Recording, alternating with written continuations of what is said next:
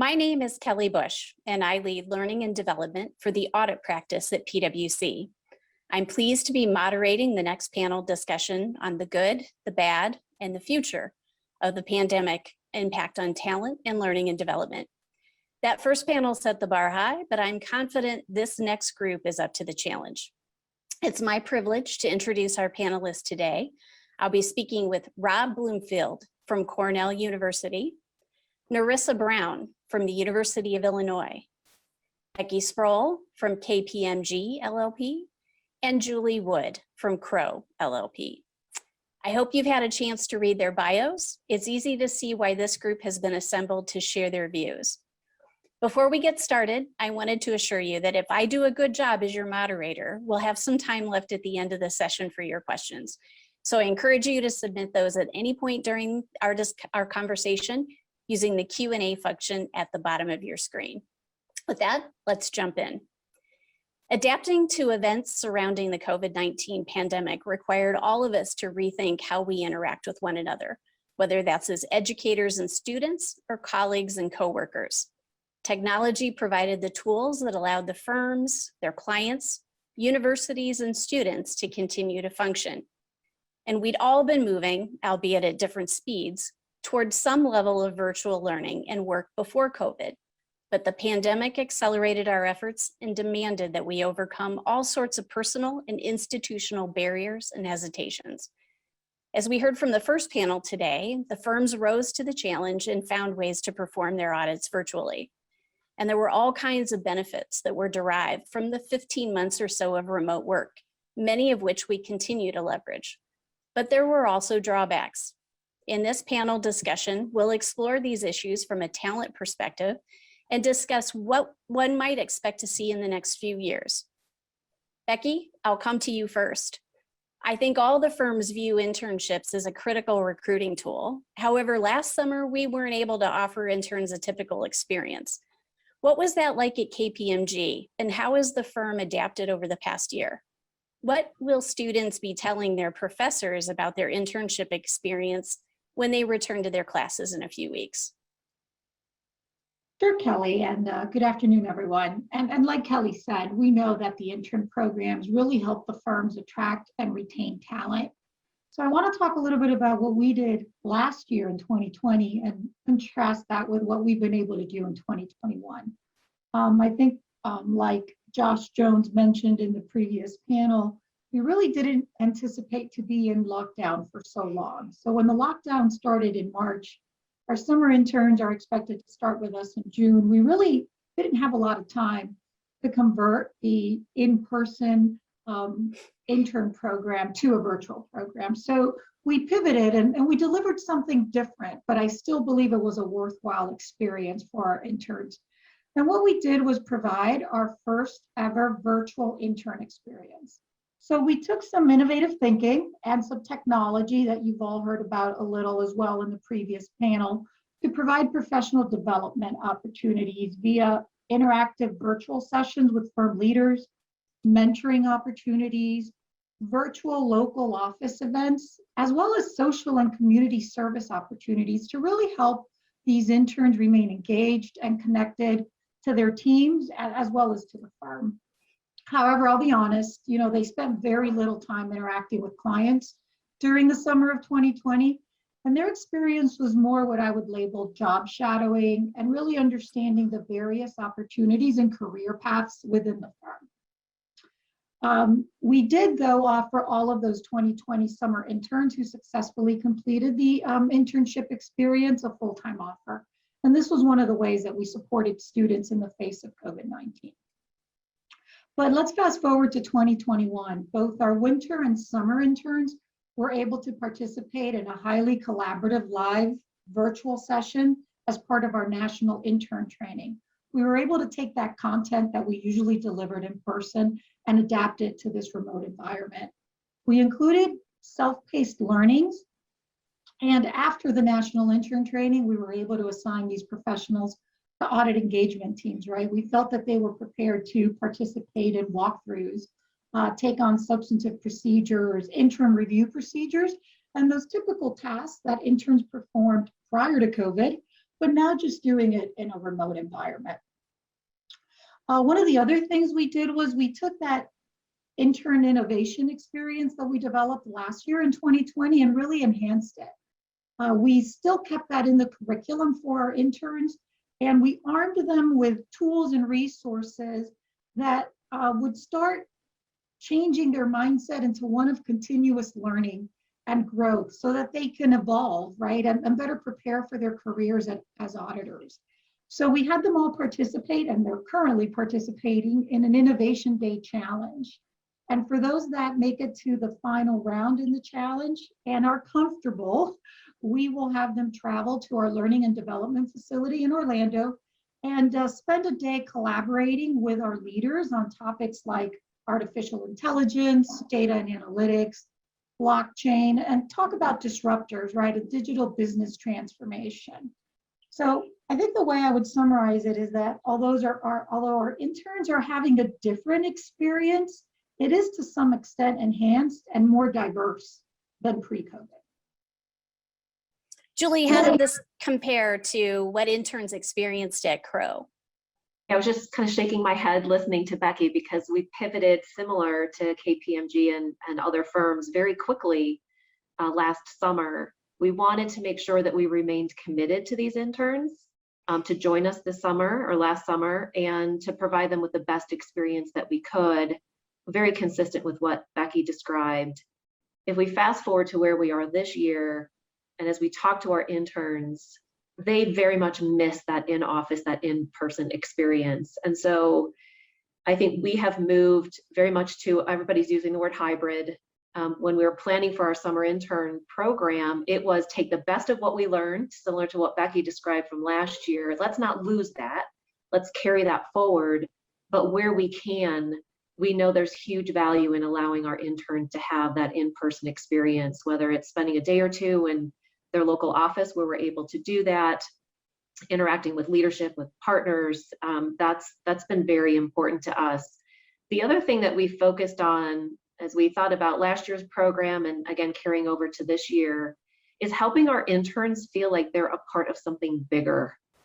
They missed out on a lot of that kind of typical experience they would get being a part of a larger firm, being a part of a class of students coming in, kind of that shared experience. So really trying to find ways that we could replicate that and make them feel as though they're learning the technical capabilities and getting kind of that experience, but also that they're understanding how they fit into the overall enterprise, doing case competitions, getting involved in community service, tackling strategic areas of importance to us and being able to get involved. So it's, I think, taking the best of last summer, as difficult as last summer was, but taking those lessons and carrying them forward with our intern program this year. So let me walk that even a step back before the internship and talk a little bit about the recruiting process and interviews on campus. So Nerissa, let me bring this one to you. And many of the firms had been moving to virtual interviews even before COVID. I know we were at PwC. From your perspective, how do students feel about this approach? What are some of the issues they might be experiencing? Thanks, Kelly, and thanks, everyone. It's great to be here. So the feedback we've received from students is that they're generally in favor of virtual interviews and actually love when the experience balances, high tech as well as high touch. So that is, students do like the ease of virtual interviews, but they still want a process that allows them to make a genuine connection with recruiters and the firms. So to that end, we actually found that students overwhelmingly preferred having live virtual interviews as opposed to asynchronous interviews. So they weren't totally a fan of actually having to tape themselves, even though that allowed them to, practice the questions beforehand.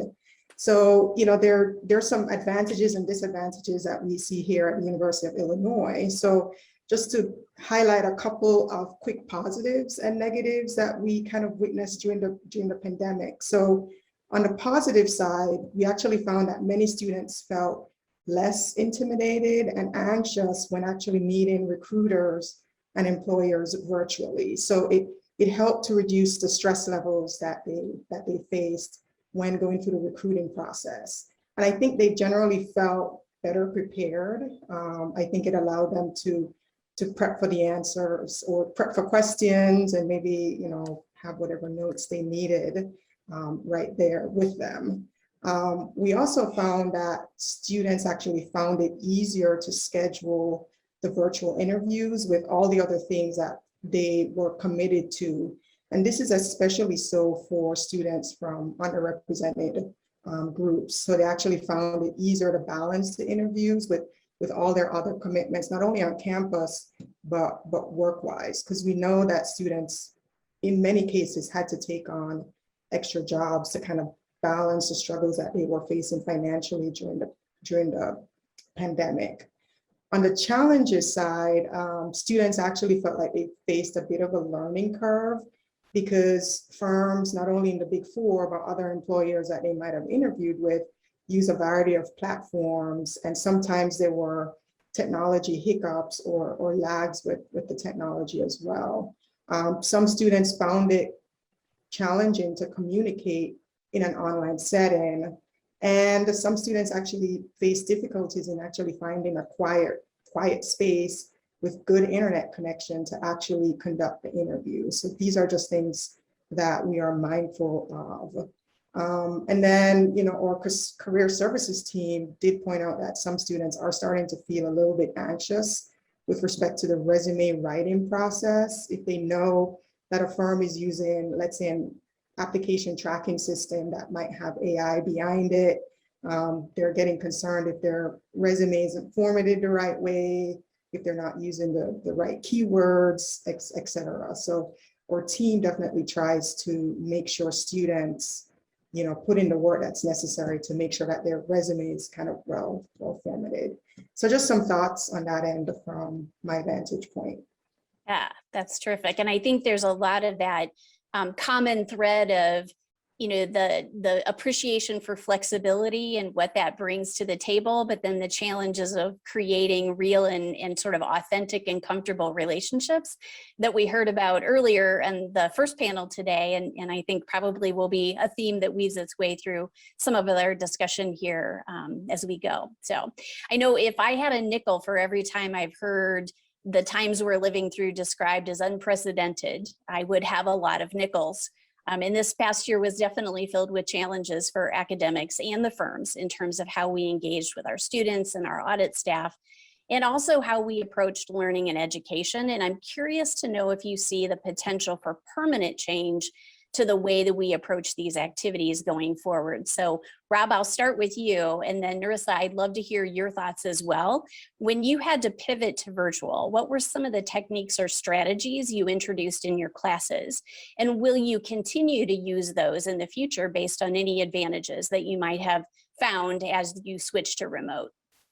Yeah, thanks, Kelly, for including me and for the question. I want to focus on that word you used, permanent. I absolutely think these are going to be permanent changes. I've been involved in online ed for a long time. In 2013, I was the faculty director of e-learning for the Johnson School.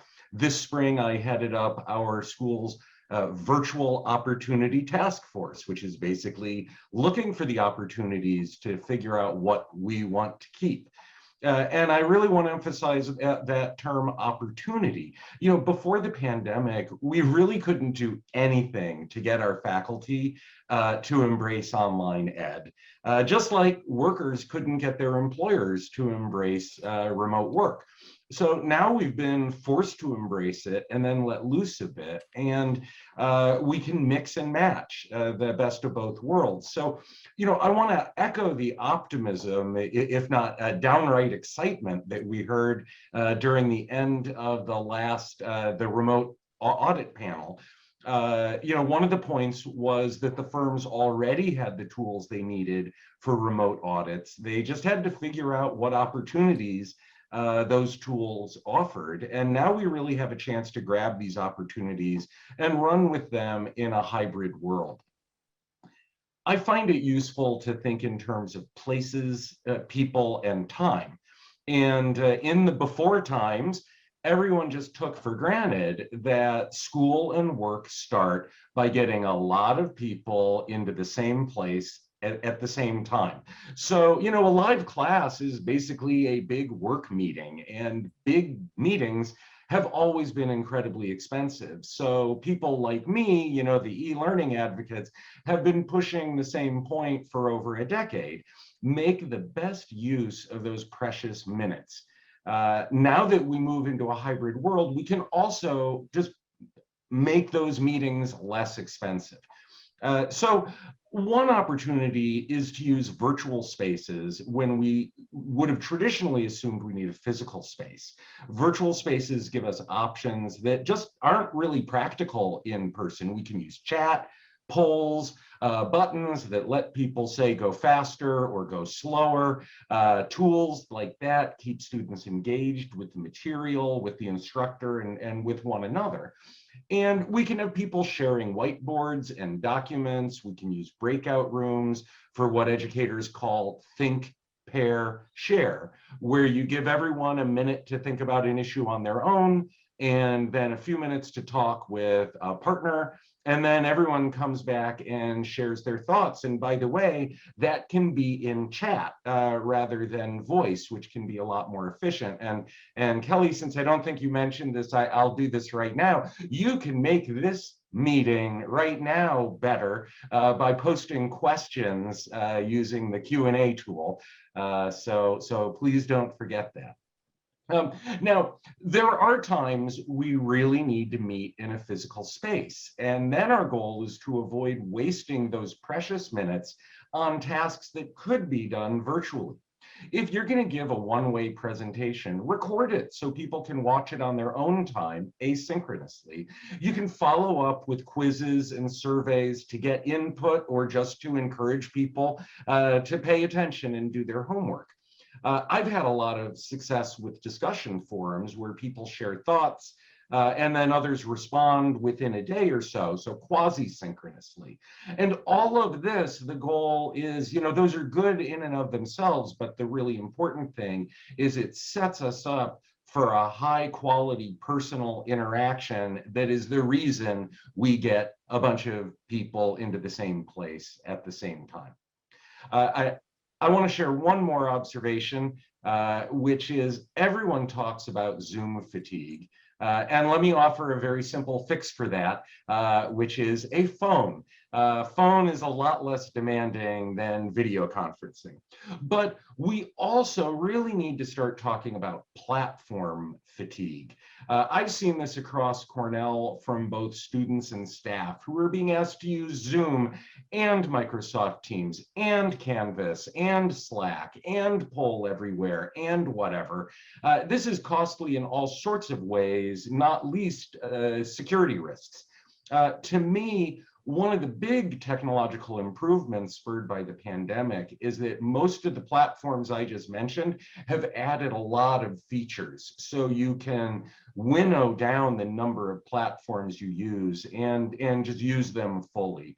And so just, what do I see as being permanent? I think now this is the way we're going to be doing it at Cornell. We're going to be using these platforms, making better use of class time, using every tool to break apart our assumptions about places, people, and time. Nerissa, any thoughts to add there? Yeah, I would just add to kind of piggyback on, pretty much all the great things that Rob said is, our approach here in trying to make sure that students remain engaged and that, they're connected to not only faculty, but their other students, pretty much mirrored a lot of what was discussed in the last panel session. So, how do you use technology to still kind of mimic that face-to-face interaction and, get students to know each other in a classroom, to feel connected to the faculty, the teaching assistants, et cetera. So, some things that we use, which, everybody is used to, we use breakout rooms to simulate like small group activities. Just as Rob mentioned, we use a polling feature. We actually found that using the chat box actually allowed more students to engage in the classroom, because in a face-to-face setting, they're less likely to raise their hand and ask questions or contribute to the discussion. But in the chat box, they're pretty active. We also had really good success in doing virtual office hours and advising sessions. We actually found more traffic there than when we had, office hours and advising sessions held virtually, face-to-face or in person. And I think it's just because it helped reduce the logistical barriers that students face in like walking from their dorm room to the business school building. So I think that's something we'll definitely change permanently, to still have like in-person office hours and advising sessions, but pair them with virtual sessions so that students can really have easy access to faculty and advisors. One last thing I'll add is in the virtual setting, we had to rethink how we assess student learning. So we typically just couldn't have an exam where you had students come to a classroom and they sit for 2.5 hours and do an exam. We still tried to, in some courses, kind of mirror that using Zoom and Zoom proctoring, which is not always effective. So in many of our courses, we actually started using more frequent assessments, so more frequent quizzes, shorter exams, still being able to assess learning, but making it just less cumbersome and less time consuming. So, I think that's something that we'll definitely take forward. So do we always have to assess learning the same way with just 2 exams across the entire semester? We can definitely break that up even in a virtual setting or in person. Which is so interesting, because I wanted to ask you if you felt like the students could absorb and retain the material at the same level as they did with in-person classes.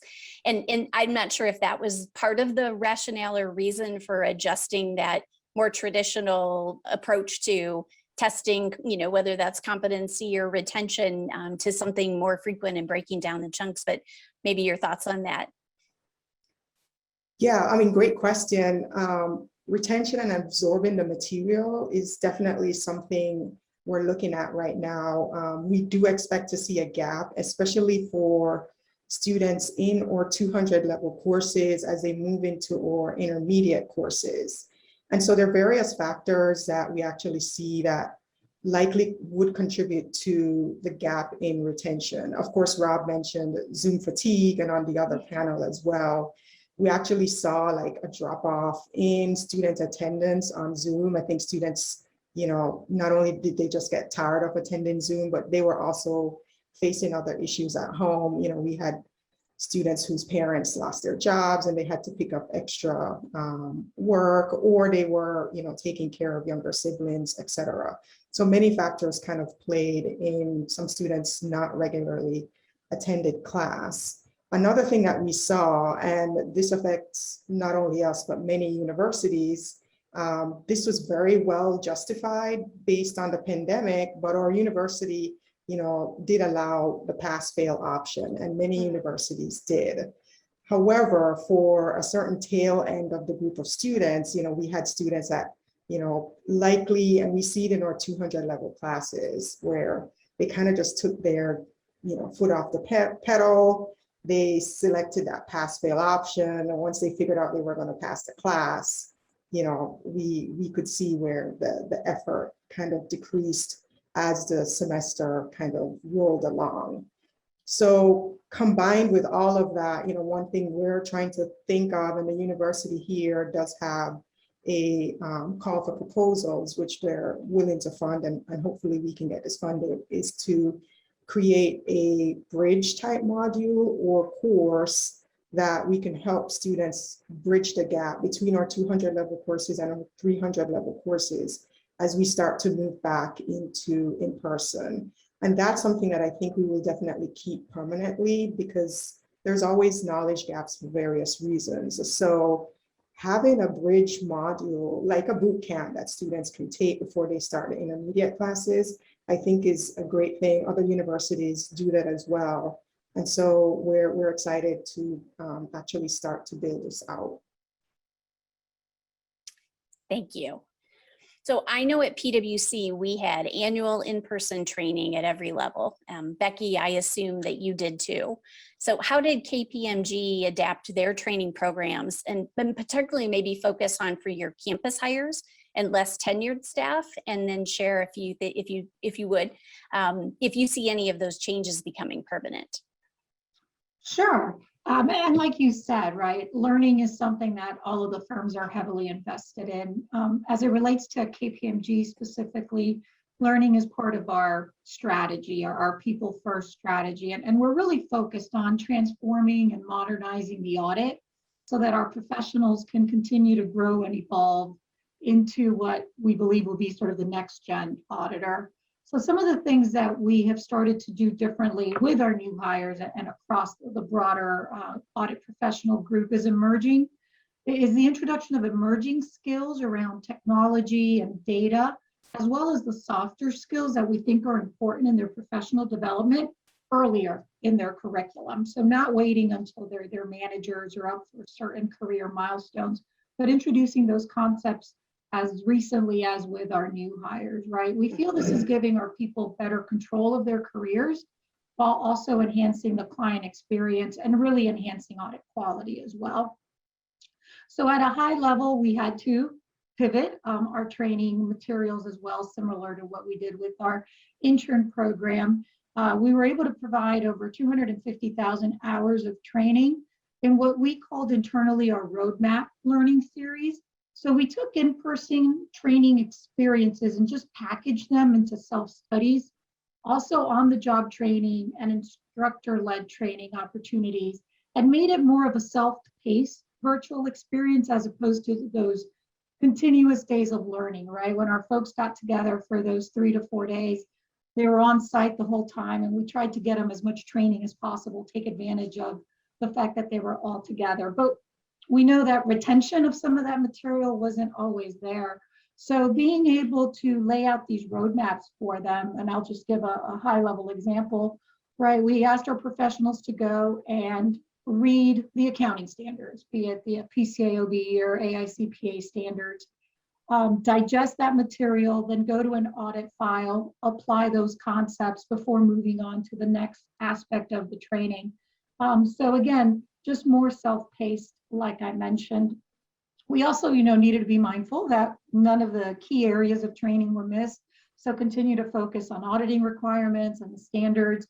Innovation and data analytics were part of those emerging technologies. And like I said, some of the softer skills around professional development. One of the things that we found and has gotten some great feedback from our professionals are shorter training modules, what we call micro learnings, that our professionals can access just in time. So think about inventories, right? Instead of training everybody on inventories during those 3 or 4 days, you introduce the concept, but as they get ready to do their first inventory, they have a module that they can access and get all of that information. And the other thing that we've done are trainings that are required if needed. So business combination, right? Instead of having everybody sit through half a day of that while they were together in person, the content is there, it's available.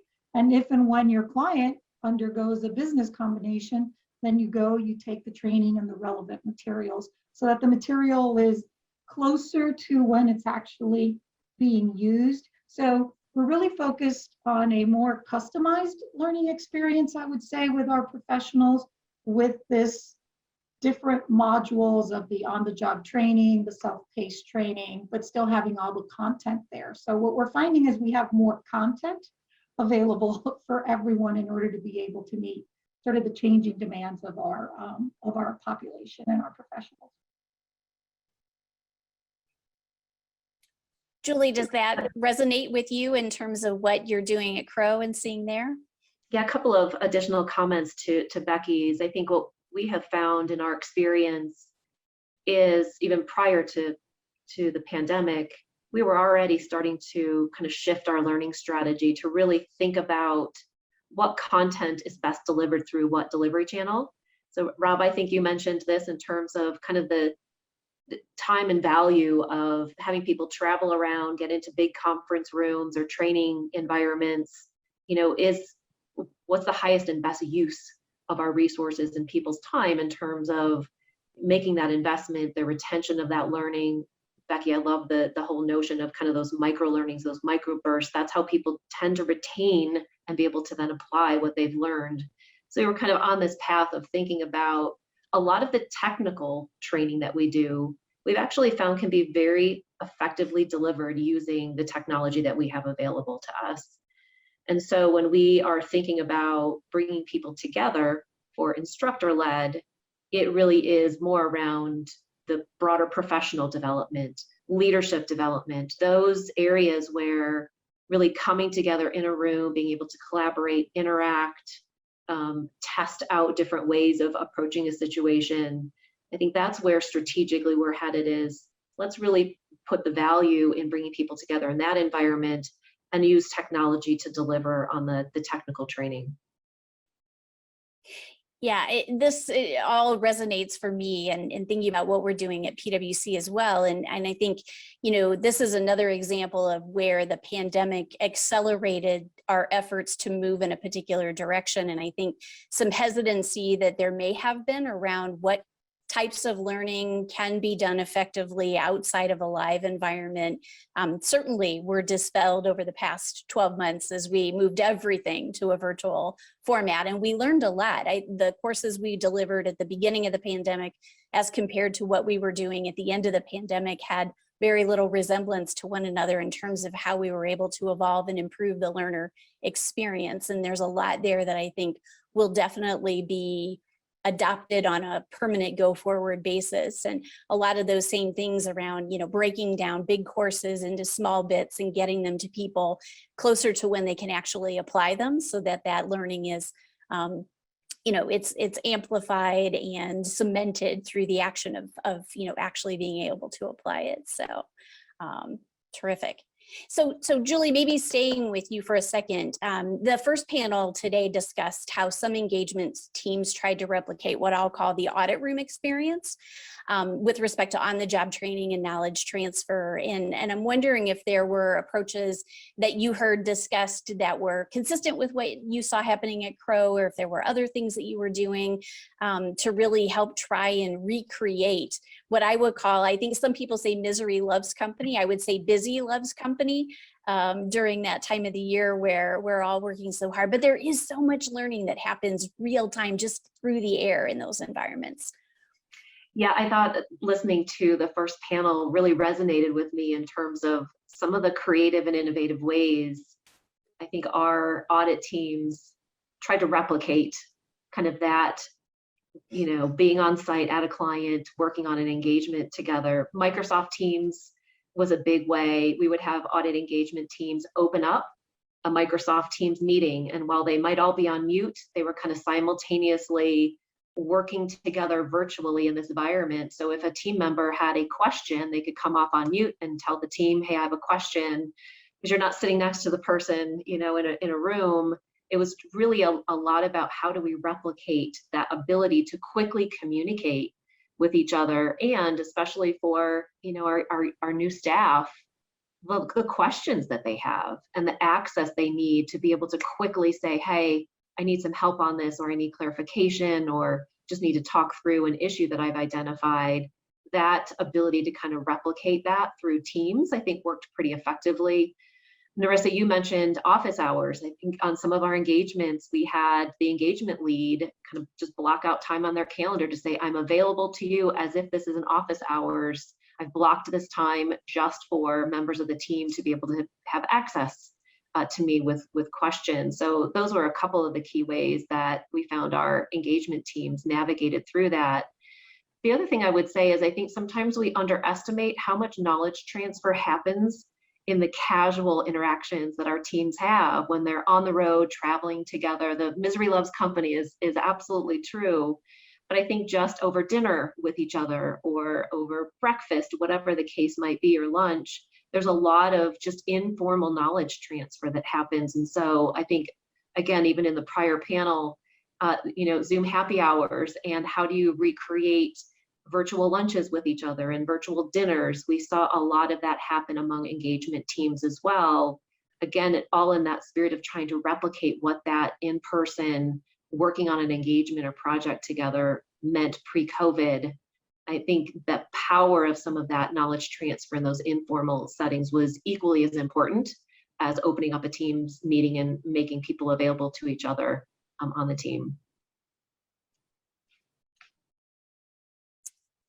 So Becky, I think we've all been looking for the silver linings from the past 15 to 18 months. Were there any other advantages from this past year that you think KPMG may adopt permanently?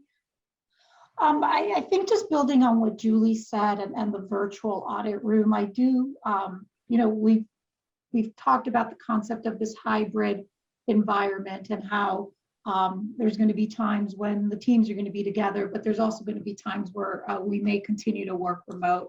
So I think that everything that Julie just said about the virtual audit room is something that will transcend into the hybrid environment, right? Everything she said about it sort of being a one-stop shop, helping the team come together, making our new hires feel that they can ask questions and get the coaching and mentoring that they need. And I know we talked about sort of that audit room experience, but one of the great things about Teams and the virtual audit room is it could be your one-stop shop for, let's say, rules of engagement, right? Sort of the document that highlights how the team is going to connect, how they're going to celebrate each other, how they're going to conduct the audit, what those office hours are.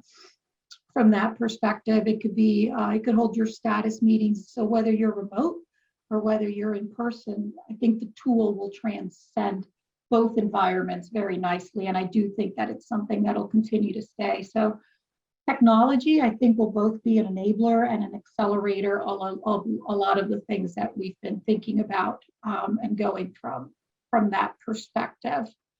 So enabling technologies that I think are here to stay from that perspective. Great.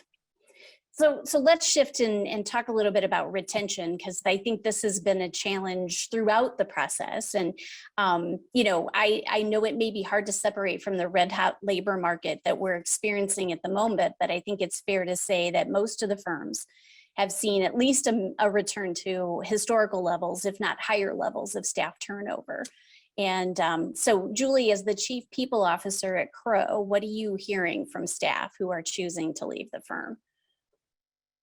It is, I think in the last panel, one of the questions was around what keeps you up at night. This whole area keeps me up at night in terms of just the talent that we need to bring into and retain in our profession, and just how this past 15 plus months, I think, has impacted everybody in some way. The world has changed, the workplace has changed, is changing. What people are looking for has changed. And kind of their expectations of kind of their relationship with their employer looks different. There's been a lot of conversation around flexibility and, all those things. I also think there's a big piece of what we're hearing from people is, if I'm going to invest this much time in my career, in my job, I want to make sure that I'm doing something that matters.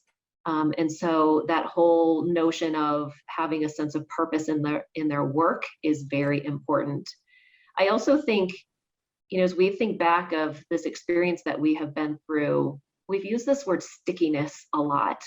It's been difficult to create a stickiness with our people, especially those that joined us in the middle of our 100% virtual remote environment.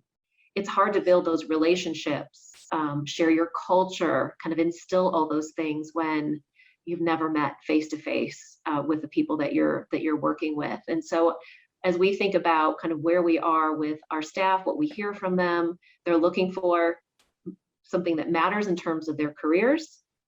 Again, they're thinking about and self-reflecting a lot about where they're spending their time. They're also wanting to be a part of something bigger. I mentioned that earlier, kind of that almost corporate responsibility, but even beyond that, they're looking for something that again brings them meaning. So our ability as an organization, I think, as firms, to help people understand why this profession is so impactful and why it has meaning, and continue to focus on providing flexibility. Remote work is here to stay. We can talk hybrid all we want, and I think that is absolutely where we are and where we're headed. But our ability to set the right expectations with our people, that with flexibility comes responsibility. We have high expectations within our profession, and so we will offer flexibility, and in return, our profession is demanding, and we're instilling trust in the markets, and all those things have a high cause, and so they come with a lot of responsibility. That's kind of what we're hearing from people, is how do we kind of address, I think, all of that. And at the end of the day, it all comes down to relationships. The relationships that our staff have with the people they're working with is critically important. And I think it goes back to our ability to really create those meaningful relationships, help them grow and develop in a completely different environment than many of us were brought up in the profession. And so all of us having to adjust our approach to meet kind of this new norm, whatever that is, will be really important to us. Rob and Nerissa, I know it's not retention in the classical sense, but maybe thinking about this from the academic perspective, share with us a little bit about the challenges of getting students back to campus in person, as well as maybe some trends around enrollment in the accounting program. So Rob, I'll go to you first. Well, so Nerissa is probably better able to speak to those specific issues. I would like to build on the sort of the bigger picture that Julie set up around retention and around what, how are we treating our people, whether they're students, whether they are employees. Remote and hybrid work raise a bunch of difficult social and really moral issues. And so I'm going to talk about them in terms of moral accounting, which is my newest research program, which is just what it sounds like. It's a way to address moral issues like accountants. We hold people accountable in a moral way by asking if they made good use of their assets and lived up to their obligations. And, here I want to echo some of Julie's points and another one from the last panel, which is that as a profession, we really need to raise our aspirations and make an accounting career more exciting and more meaningful. So moral accounting is my attempt to do so. And if you just Google Bloomfield moral accounting, you'll find some readings.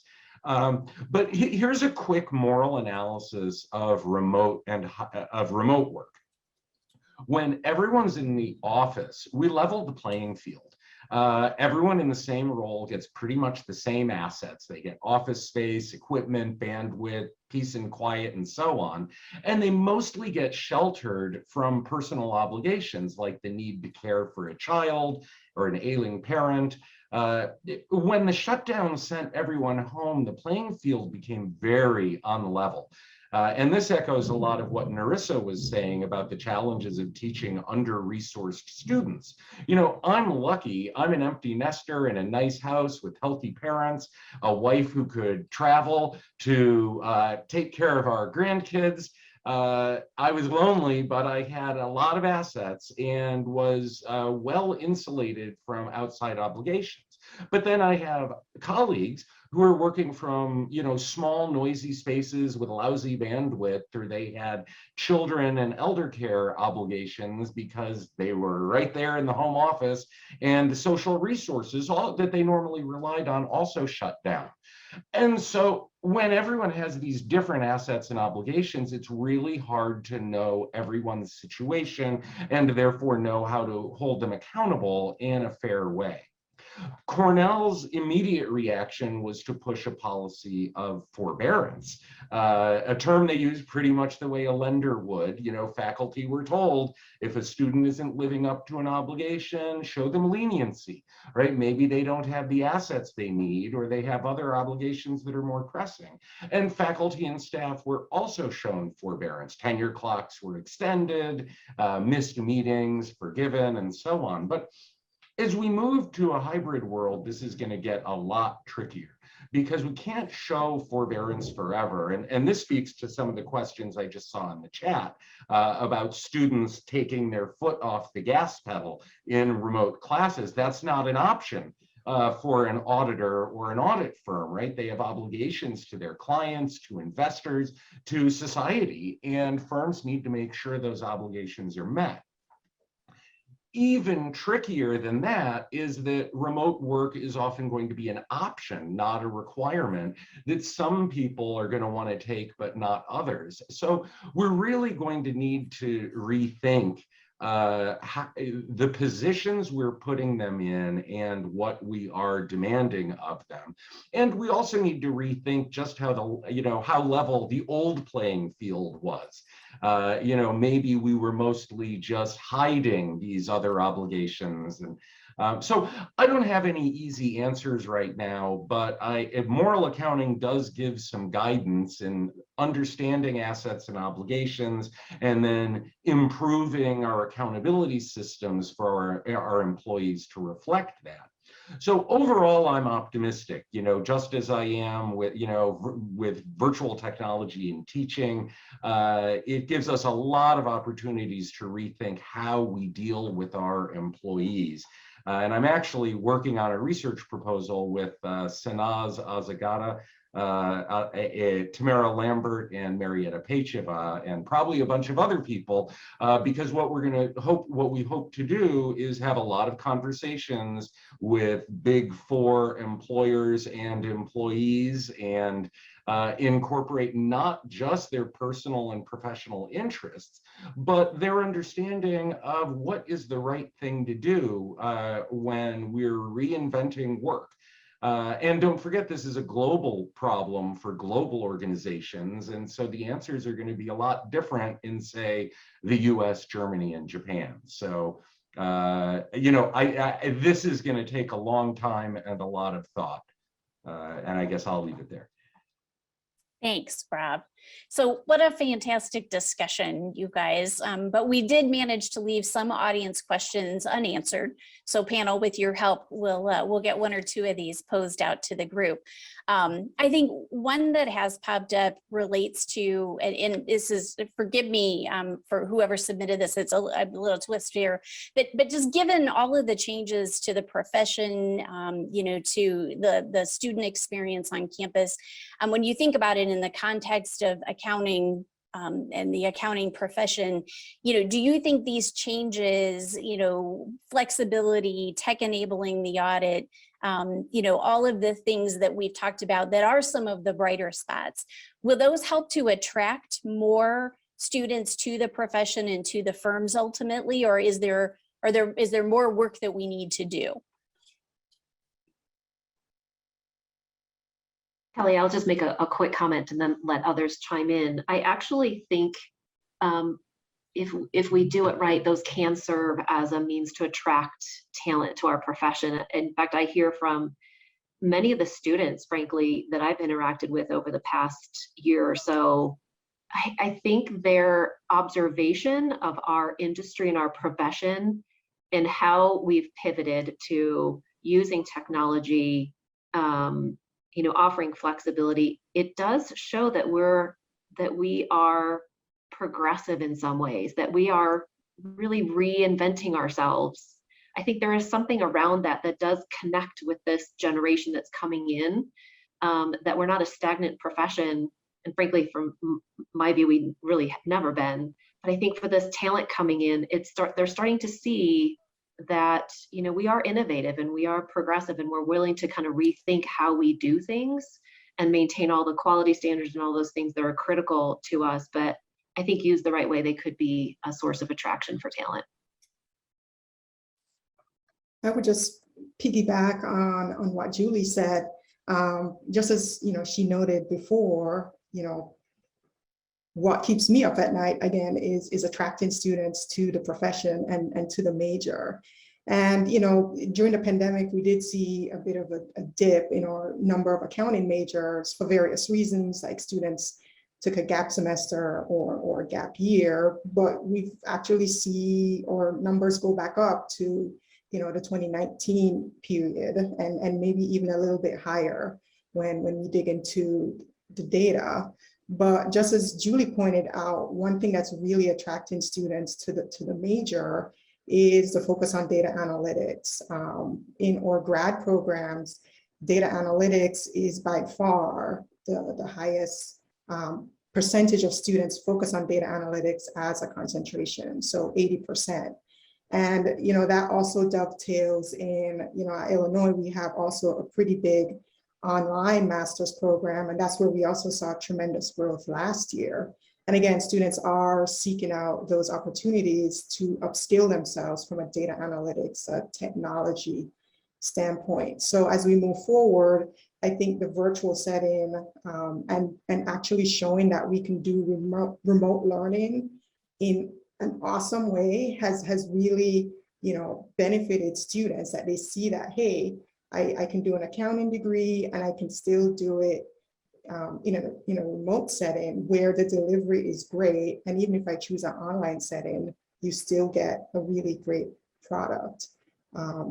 The fact that our placement and internship rate was still pretty high last year, I think is also really helping in stabilizing our numbers as we go forward. So I think overall, students are still very interested in the major. We just, of course, need to get those trends kind of, climbing more consistently over time.